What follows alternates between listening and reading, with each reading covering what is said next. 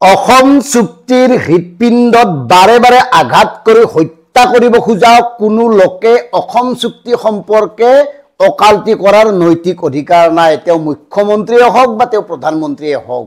যদি অসম আন্দোলনৰ শ্বহীদৰ প্ৰতি আপোনালোকৰ শ্ৰদ্ধা আছে, কিয় 40 বছৰ হ'ল সম্পূৰ্ণকৈ ৰূপায়ণ কৰিব নোৱাৰিলে অসম চুক্তি?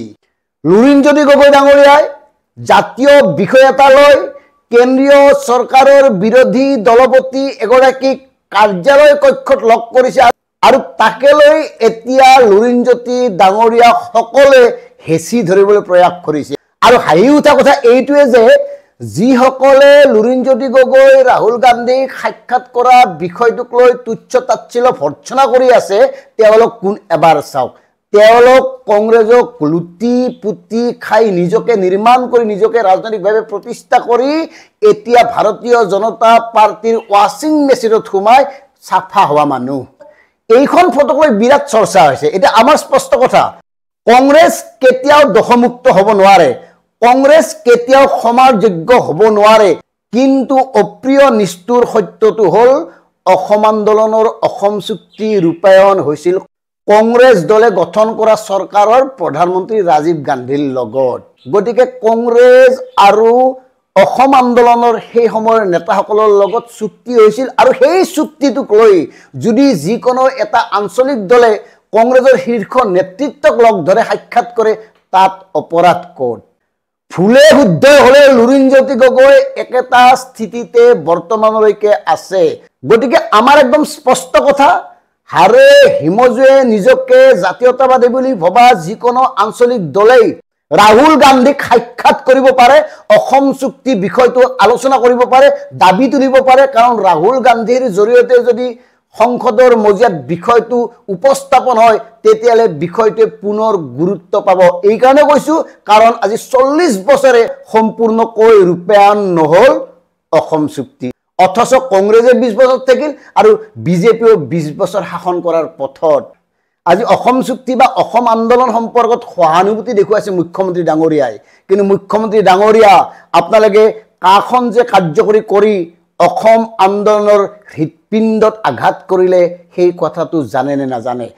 আপোনালোকে যে কা আন্দোলনত আত্মাহুতি দিয়া 5জন যুৱকক আজিলৈকে শ্বহীদ ঘোষণা কৰিবলৈ সাহস নহ'ল, কথাবোৰ মনত আছেনে নাই?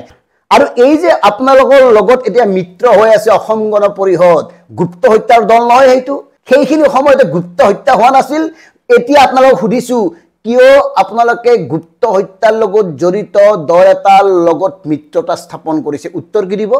আমি কিছুমান কথা ক'ব নাযাওঁ।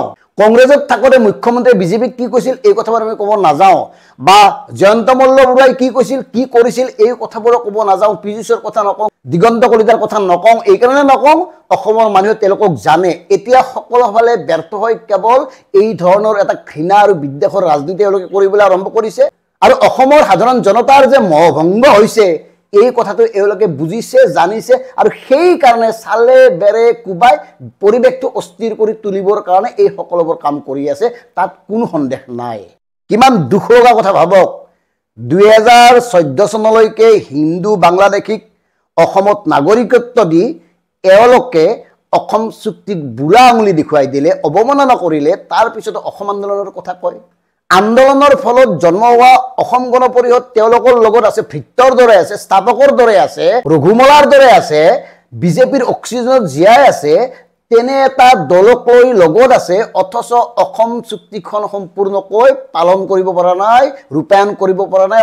পুঁজিপতিৰ ওচৰত আঁঠুলোৱা এইখন চৰকাৰে সাধাৰণ লোকৰ আৱেগক লৈ কেৱল খেলি আহিছে, তাত বাহিৰে কোনো কাম কৰা নাই।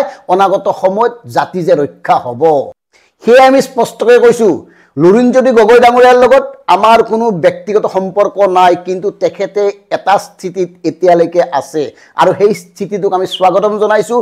যেতিয়ালৈকে তেওঁ এই স্থিতিত থাকিব তেতিয়ালৈকে আমি তেওঁক স্বাগতম জনাম, উৎসাহিত কৰিম। আৰু কেতিয়াবা যদি এই স্থিতিৰ পৰা সামান্যতম লৰচল হয়, সিদিনাখন আমি তেখেতক নিৰ্মমভাৱে সমালোচনা কৰিম। কিন্তু আজি আমি ভাল পাইছোঁ যে জাতীয় বিষয় এটা লৈ তেখেতে কেন্দ্ৰীয় চৰকাৰৰ বিৰোধী দলপতি এগৰাকী সাক্ষাৎ কৰিছে আৰু বিষয় সম্পৰ্কত অৱগত কৰিছে। এইটো কৰিব লাগিছিল অসম গণ পৰিষদে যিটো কৰিব লাগিছিল জাতি মাটি ভেটিৰ নামত গঠন হোৱা চৰকাৰখনৰ মুৰব্বী ডক্টৰ হিমন্ত বিশ্ব শৰ্মা ডাঙৰীয়াই তেওঁলোকে কৰিব নোৱাৰিলে আৰু নোৱাৰাৰ বাবে এওঁলোকে এতিয়া যি মন যায় তাকে বকি আছে প্ৰতিটো ক্ষেত্ৰতে অসমক অৱজ্ঞা অৱহেলা কৰি আছে অথচ আপোনালোকে অসমৰ জাতি মাটি ভেটিৰ কথা কৈ আছে শেষত এটা কথাই কওঁ কেন্দ্ৰত যি দলেই নাথাকক অসমৰ আঞ্চলিক যিকোনো এটা দলে কেন্দ্ৰীয় চৰকাৰক যিকোনো প্ৰকাৰে বাধ্য কৰাব লাগে যাতে অসম চুক্তিৰ প্ৰতিটো দফা কাৰ্যকৰী কৰা হয় হি লুৰিনে হওক অখিলে হওক বা অন্য কোনো জাতীয় দল সংগঠনৰ নেতাই হওক কিন্তু আশাহীন আশাৰ ৰেঙুনি আমি দেখিছো কেৱল